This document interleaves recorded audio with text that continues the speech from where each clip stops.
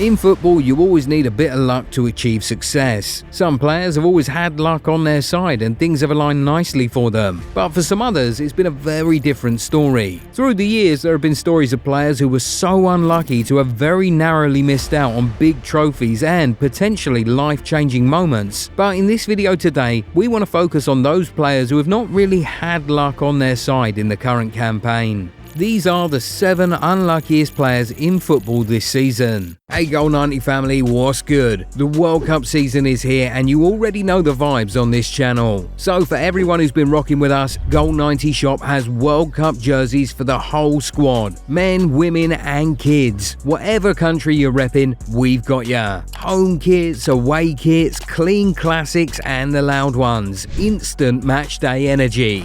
And it's love from us. Free shipping worldwide. Grab yours now and let's run this tournament together. We'll start with Patrick Dorgu. Since he joined Manchester United last year, he'd been playing as a wingback under Ruben Amorim. But when Michael Carrick came in, he was converted into a winger. United was short on left wingers, with the club having sold off all of them in the previous windows. This forced the new coach to improvise, hence Dorgu. In what was a new position for him, Dorgu delivered in 2 very tough games. He had previously only ever scored 1 goal for Man United, but in 2 games as a left winger under Carrick, he scored 2 goals, against Manchester City and Arsenal no less. It felt like the start of something new for him. The gaffer had just unlocked a new side of him and it felt like he had gone a run that could potentially change the trajectory of his whole career. Unfortunately though, after scoring a wonder goal in that game against Arsenal, he picked up a hamstring injury which has sidelined him to this day. In his absence, Carrick has been using Cunha as his left winger and the Brazilian has not been doing badly at all. You get the feeling that when Dorgu returns, he might not get too many opportunities on the left wing anymore. I mean, just imagine what could have been had he not picked up an injury all that time. Maybe we could have been looking at another Gareth Bale situation here. Who knows? Anyway, another player that's not had luck on his side this season is Marc-André ter Stegen. You see, for years he had to wait on the sidelines while Manuel Neuer was Germany's undisputed number 1. He bade his time through his prime years, waiting for when Neuer would finally call it quits with the national team. And well, the Bayern man finally did in 2024 after the Euros. What this meant was that ter Stegen would finally have the opportunity to be the starting goalkeeper at a major international tournament in the 2026 World Cup. But now, with the World Cup on the horizon, ter Stegen has been plagued with injuries and might see that opportunity slip away from him. He started the season with a back injury which kept him out until December. Then when he returned, he took a loan move to Girona where he would get more playing time ahead of the World Cup, seeing as Joan Garcia had taken his place at Barcelona. But after just 2 appearances for his loan club, he picked up a hamstring injury which has kept him out until now. At this rate, it looks like after all his years waiting, ter Stegen might end up losing the starting spot to another goalkeeper this summer. He's expected to be back from his injury in April, just a few weeks before the season is over. Having not seen much of him throughout the season, Julian Nagelsmann might decide to go with a more informed goalkeeper for the World Cup. And what makes this sadder is that ter Stegen has not been a very injury-prone player. But now that the national team pathway appears to have opened up for him, the injuries seem to be ruining everything. And considering he'll be 34 years old when the World Cup comes around, you get the feeling that he won't have many more opportunities like this one. Another player who's been super unlucky this season is Jack Grealish. Everyone said he was finished when he was at City, but at the beginning of the season he took a loan move to Everton and he instantly looked like a man reborn. He started the season brilliantly, producing 4 assists in his first 2 starts for the club and securing the Premier League Player of the Month award for the first time in his career.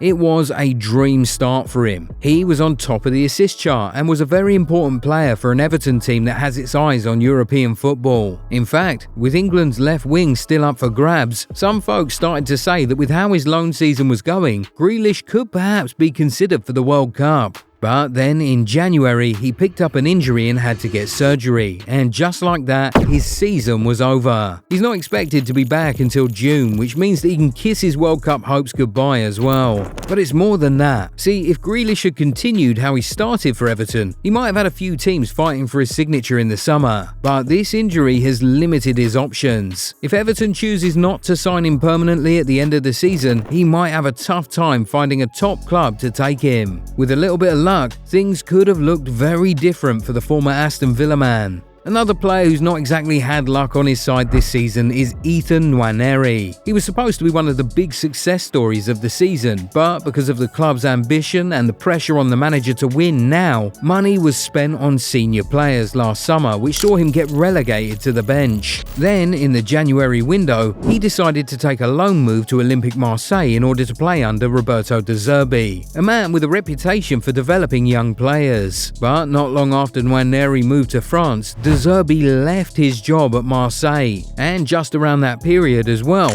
Arsenal saw Odegaard and Havertz pick up injuries. What this meant was that if Nwaneri had stayed back in London, he would perhaps have finally gotten minutes for Arsenal. He's now at Marseille, but he's no longer starting games under the new coach, so the purpose for which he left feels completely defeated. On top of that, he has to carry the burden of being the reason the club crashed out of the quarter-finals of the Coupe de France, after he missed the last penalty of the shootout which gave Toulouse the win. It's just sad how things are going for him. It feels like luck hasn't really been on his side at all. It also feels like luck hasn't really been on Rodrygo's side this season. It's been a very tough campaign for him, especially in front of goal. But then things finally started to click for him around December when he went on a run where he was directly involved in 5 goals in 3 games. It felt like the old Rodrygo was finally back, but then he picked up an injury which slowed down his progress. Now, despite all of this, there were reports that he was one of the players who had a guaranteed spot in Brazil's World Cup squad. And this surely wasn't very hard to believe considering his relationship with Carlo Ancelotti. At this point, things were looking up for him. Rodrygo finally returned from injury in March and came off the bench in the game against Getafe to help Real Madrid find an equaliser. But very unfortunately, he tore his ACL in that game, effectively putting an end to his season and ending any hopes of going to the World Cup. It has been an extremely tough season for the winger, but just when it looked like it was about to end on a pretty good note, the most unfortunate thing of all happened. You just gotta feel bad for him. And you also really have to feel bad for Paul Pogba. The French midfielder finally returned to professional football after serving an 18-month ban for failing a doping test. He was so emotional when he was signing his contract with AS Monaco in the summer that he broke down in tears. Everyone was desperate to see Pogba return to the pitch and complete a beautiful redemption story. But it's been a very bumpy ride so far. Having not played for a long time, he couldn't just be rushed back in, so he was given time to gain match fitness. But while he was trying to gain fitness, he had issues with his thigh and then picked up an ankle injury. It was nothing crazy though, so he returned pretty quickly, going on to make 3 substitute appearances in a row between November and December. But we didn't get more than those 3 as injuries came knocking again. He picked up a calf injury in December which has kept him out until now. Coming into the season, a lot of people were talking about the possibility of Pogba doing enough to return to the France squad for the first time in 5 years and perhaps earn a call-up to the World Cup. But right now, not only are those dreams pretty much over,